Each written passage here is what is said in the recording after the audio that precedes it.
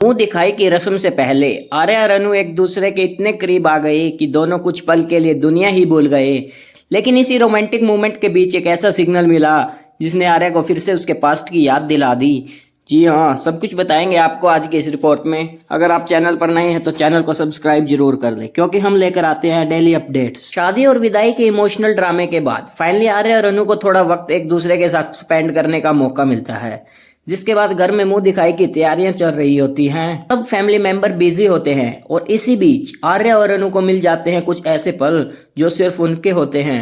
अनु balcony में खड़ी होती है, हल्की हवा चल रही होती है, उसके चेहरे पर शादी के बाद वाली नर्वसनेस होती है और खुशी भी। तभी आर्या क्वाइटली उसके पास आकर खड़ा हो जाता है। कुछ सेकंड्स दोनों कुछ नहीं बोलते, लेकिन उनकी खामोशी भी बहुत कुछ कह रही होती है। अरे धीरे से अनु की तरफ देखता है और स्माइल करके कहता है, पता नहीं इतने सारे प्रॉब्लम्स के बाद भी तुम्हारे साथ ये पल परफेक्ट लग रहा है। अनु शर्मा जाती है और कहती है, मुझे अभी भी लग रहा है जैसे ये सपना है।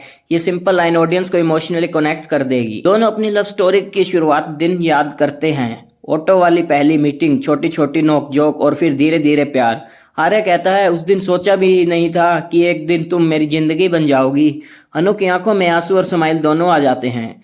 अनु सॉफ्टली कहती है, मुझे सबसे ज्यादा डर तुम्हें खोने का लगता है। और ये सुनकर आर्य कुछ पल के लिए इमोशनल हो जाता है, क्योंकि उसे पता है कि उसके पास्ट में ऐसे राज छुपे हैं जो कभी भी सब कुछ बदल सकते हैं। जब एटमॉस्फेयर पूरी तरह रोमांटिक हो चुका होता है, तभी आर्य के फोन पर एक नोटिफिकेशन आता है। आर्य स्क्रीन देखता है और उसके चेहरे का एक्सप्रेशन इंस्टेंटली बदल जाता है।